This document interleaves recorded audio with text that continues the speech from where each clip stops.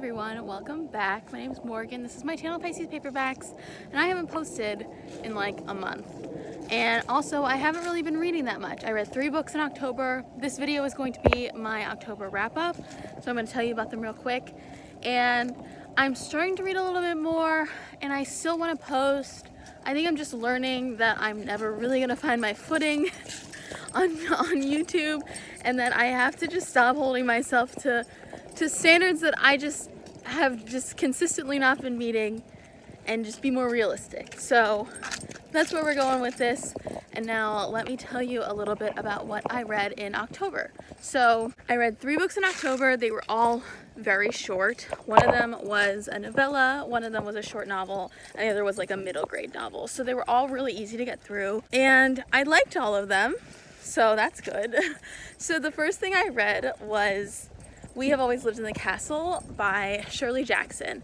So that is a book from, I believe it was published in the 60s, and it's about a girl named Mary Cat, and she and her older sister and their uncle live in this crumbling mansion on the outskirts of this town, and I don't know where the town is, and everyone in town hates them, and you find out why over the course of the book and kind of what happened.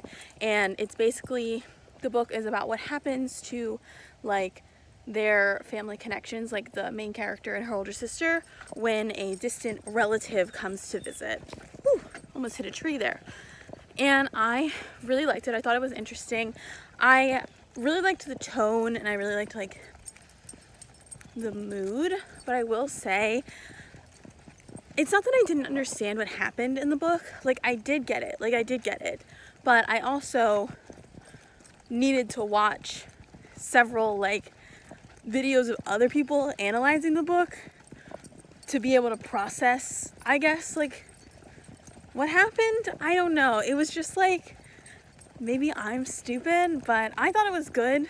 But it wasn't like my fave. I expected to like it a little bit more, even though I thought the tone and the mood was really good for like the spooky season. Oh, I think I gave We've Always Lived in the Castle 3 stars. And then the second book I read was Bridge of Souls by Victoria Schwab, which is the 3rd book in her Cassidy Blake series.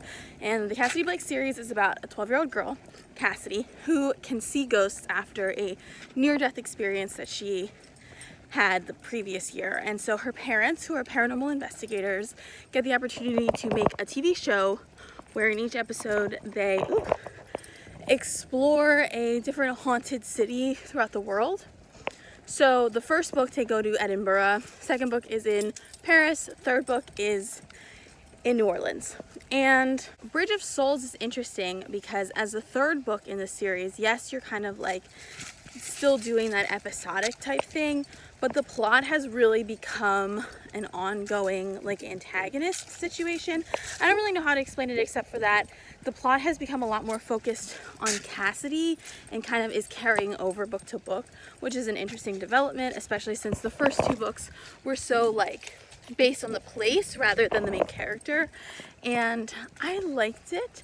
I thought it was darker than the first 2, which is fun. I really love children's Halloween media.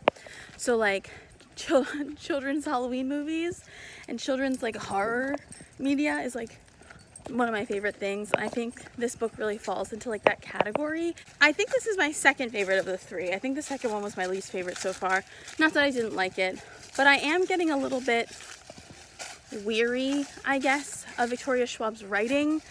After you've read enough of her books, and at this point I've read 5 of them, I can feel the repetitiveness, especially within, I know it's a middle grade series, but there are just some certain like turns of phrase or certain like sentence structure patterns that V.E. Schwab, I think, tends to rely on as like an emotional bookend to a scene. And when it happens 3 scenes in a row, you notice it. So I'm just a little tired of her writing, I think.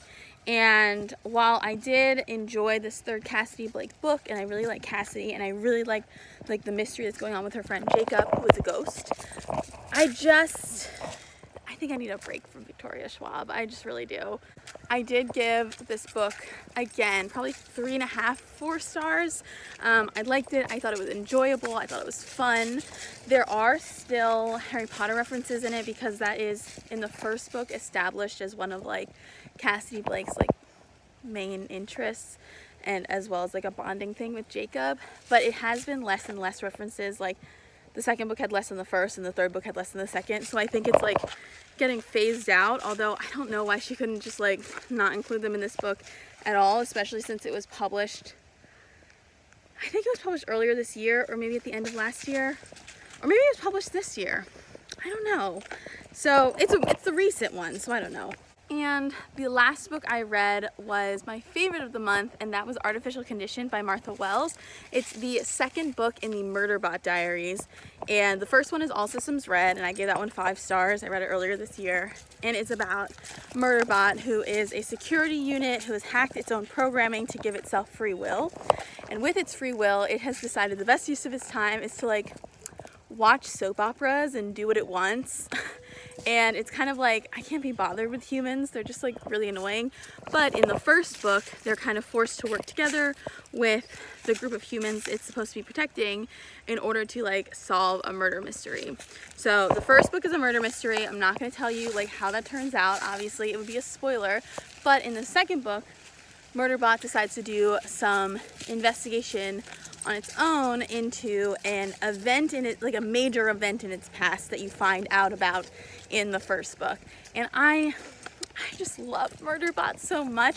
I feel like these books are so short and sweet. There's not like any like unnecessary extra, it's just stuff on it. Like it's not abbreviated, but it's like right to the point. And I also appreciate that it like kind of reflects the way Murderbot would think, as you know, it is a robot. And I just think it's so fun, it's so good, it's so clever. I like the writing. It's about robots, but it's also about like humanity and empathy, and I just really enjoy this series. And I gave that book 4.5 stars. So, and I read it all in one night because it was so short. I read in like 2 hours. So yeah, having fun, feeling good, enjoying myself. I did just read another book for the first time in a month. I'm not going to tell you what I thought of it because it's for the November wrap up, but I did read Iron Widow, and actually I am going to tell you. I'm not going to give you any details. I really loved it. I thought it was really fun. Okay, and that's going to be it for this video. I hope you enjoyed. Sorry for the sun being in my eyes the whole time, but I will see you guys next time, hopefully with more book content. But I've also been pursuing other hobbies, so who knows? Bye!